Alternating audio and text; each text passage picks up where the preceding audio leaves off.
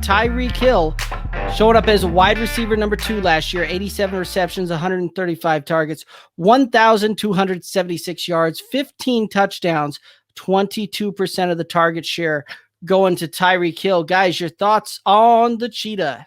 I've got him ranked wide receiver 1. It's just he's on such a high-powered offense that has so many stressors for defenses that if you try to lock in on one, they're going to beat you with something else. So I see him as a wide receiver 1 candidate. I see him at finishing as wide receiver number 1 overall.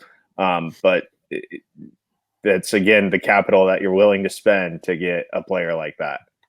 Tyreek's just fun to watch. He's a fun guy to have on your fantasy team. Like, he's a guy that you can have and you're never quite out of the game, right? Like, at any given moment, Tyreek's going to catch one and shit, he's gone for 76. And I'm going to take the bonus yards, the touchdown, the 100-yard bonus that I got because now all this other stuff's going on. And you go from being down 20 points to up by 15. And you're just sitting there laughing going, all I had to do is smash yes when I drafted him. Like, I like Tyreek. He's fun.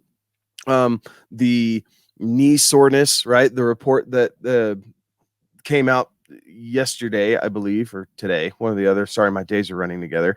With some of the knee soreness, they're well aware. They're going to take it cautious with him, right? He doesn't need to be able to play today. He needs to be able to play in 4 weeks, as we get ready for the regular season. So I like Tyreek. I have no problem if that's who you want as your wide receiver 1. He's my wide receiver 2 personally, but that's, semantics at this point. So there's nothing wrong with Tyreek. Smash yes if you like drafting top receivers early, and know that Patrick Mahomes loves looking his way, and his ceiling is probably higher than any wide receiver, just because of his ability to take it to the house at any given point in time. But his floor, based off of last year, is much higher than what I would have told you coming into the 2020 season. I can't believe I'm saying this as a Chiefs fan, but I actually don't have much more to say because everything's been said. He's a stud, hit draft, and watch your team score points, period. The only problem that I've got with Tyreek Hill is that he's not going to be able to be on many of my rosters just from the standpoint of how I draft. He right now is the 11th pick on average coming off the board, wide receiver number 1 coming off the board.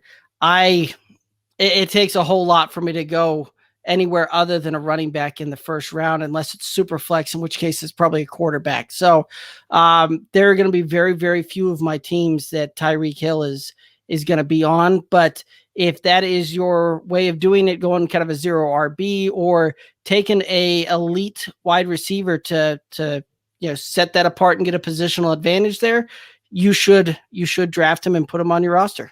That does beg the question of, when in your draft do you maybe pivot from your RB first round, second round, and like what draft position are you in that you maybe pivot off of that?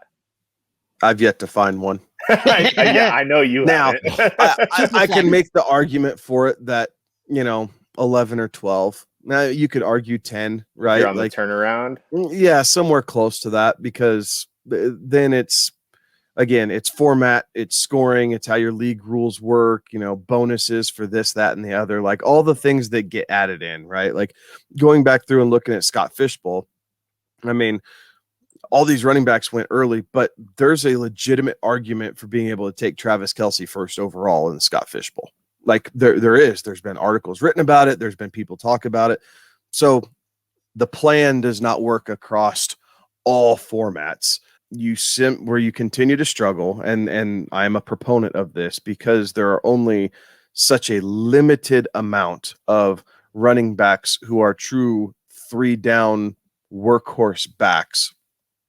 It just doesn't outweigh the upside of a receiver that sees 22 to 27% target share in a high power offense. Like, yes, it's really nice to have, but I feel like for me, that's a luxury pick. So that's why I always struggle to take that wide receiver, because I feel like I can get, 3 wide receivers in rounds 4, 5, and 6, if that's what I wanted to do. And my wide receiver room in general will be just fine.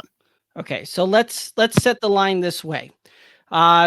It's Tyreek. So running through, right? Nick Chubb is the last running back that's a consensus ADP over Tyreek Hill.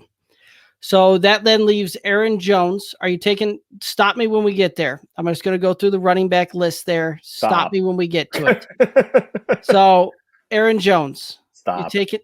I'll Okay, take Tyreek over Aaron Jones. All right, so Alex is out. Mike, Kevin, tell me when we get to that point.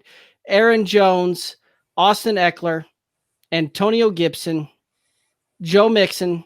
Stop. So you're talking right there, running back 13th, 14th off the board right there, which then starts leading you into like, the J.K. Dobbins, the Josh Jacobs after that. So it sounds like for both of you guys that Joe Mixon is kind of that cutoff to it, which right now he has an ADP of 22. So you guys are looking to take your first wide receiver back there in the back half of the second is about as early as that line would be for you.